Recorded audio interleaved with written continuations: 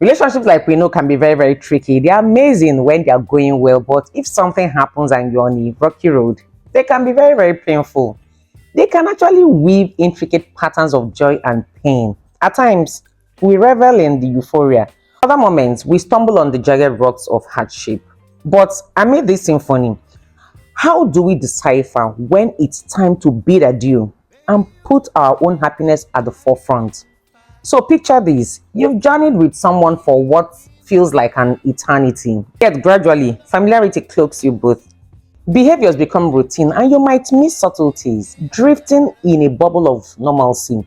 Stepping back, though, can be revelatory. It offers a fresh vantage point, a canvas to reassess your relationship and gain a broader perspective.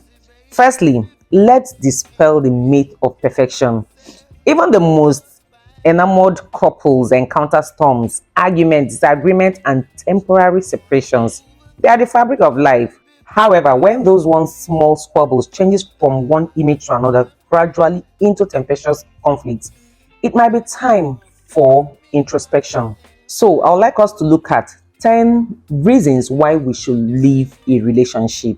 Let's look at consistent unhappiness. Happiness is the cornerstone of any relationship. In every relationship, we should feel supported, cherished, and safe. Consistent unhappiness actually warrants reflection. Understanding the root allows for either reconciliation or departure and frees you from stigma. Any relationship, be it friends, family, or romantic, should bring you happiness, joy, and laughter. We all know that you can't be consistently happy in a relationship because that is not even realistic. But you should feel supported, safe, and loved. If you start to feel consistently unhappy, maybe it's time to ask yourself why. Maybe it's you, or maybe it's even your partner. It's good to understand why you're feeling unhappy so you can either fix the problem or choose to leave. There is no shame to admit that your relationship is not offering you the same support and contentment that it once was. The second one is diverging paths. Life's journey isn't uniform. While relationships flourish as individuals evolve, disparities in emotional growth can actually strain bonds. Sometimes can actually start a relationship in one place, but as you grow, you can change mindsets. Long-term relationships can be amazing as you grow and change with your partner, but sometimes you can grow and change at a different rate to your partner. But again, hold up, guys. According to stats, only a small percentage of you who watch my videos are actually subscribed. So if you haven't, and at the end of the video you enjoy what you see, do consider subscribing. It would help a lot with YouTube's algorithm in promoting more of my content. Thank you for being here. Let's look at the third point here: lack of support. Emotional, financial, mental, and spiritual nourishes relationships. Support is the bedrock that fosters growth. When this pillar weakens, you might feel adrift and unfulfilled. In a relationship, support is very, very key. You want to feel that your partner believes in what you're doing and is behind you 100%. But if that support isn't there, you can actually start to feel let down and unfulfilled.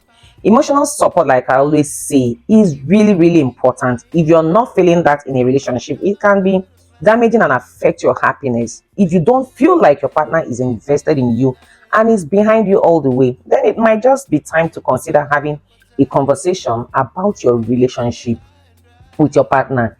Engaging in conversations about mutual investment can be the turning point. Ignorant people will always say that money does not sustain or mean anything in a relationship, but I must tell you, money makes a relationship sweeter. Another point is abuse in any form. By this I mean emotional, physical, sexual, financial, and so on. If your partner has abused you in any way, then this is a clear sign you should at least consider leaving. Abuse is very, very damaging, and the abuser can often try to convince you to stay in the relationship.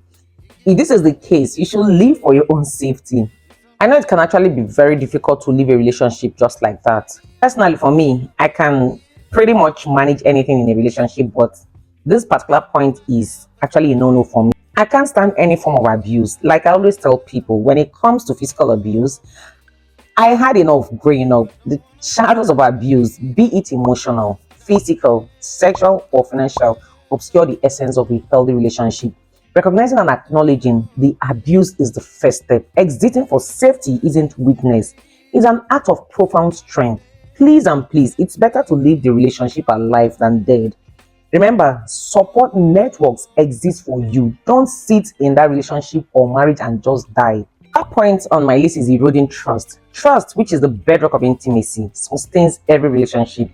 Yet, when trust crumbles, doubt surfaces, fostering a landscape of jealousy and suspicion. Efforts to rebuild trust must be met halfway. Losing trust is often a sign that something is wrong within your relationship and you need to address it. However, repeated betrayals may necessitate the difficult choice of parting ways. The trust between you and your partner should be strong. If it isn't, that could mean you doubt their actions. Don't forget that the decision to leave isn't a reflection of failure, it's an affirmation of self worth and pursuit of happiness. Relationships are intricate dances. Sometimes stepping away becomes a move towards personal growth and fulfillment. Another point on my list is communication breakdown. Communication is the backbone of a healthy relationship. It's not just about talking, it's about understanding, empathy, and effective expression.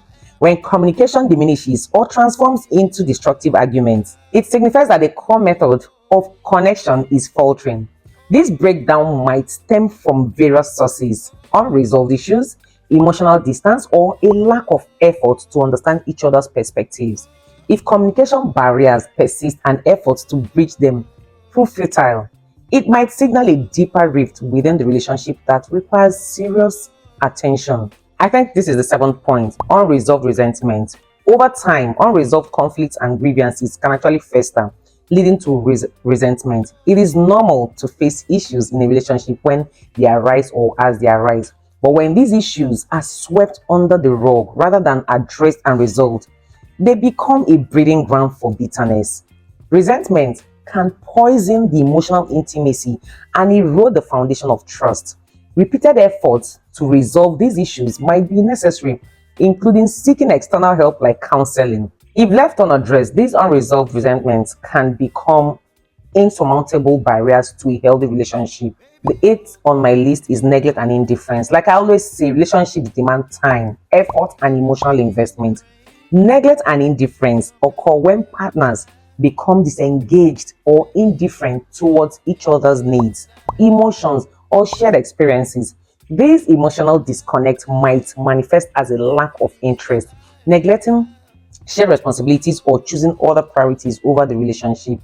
Addressing this pattern involves acknowledging the neglect, understanding its causes, and actively working on rekindling emotional closeness.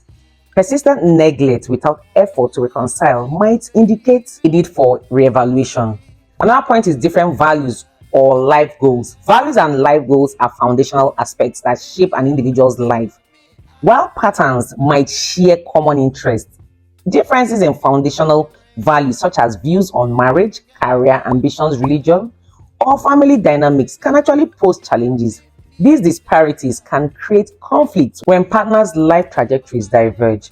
Resolving these differences involves open communication, compromise, and understanding.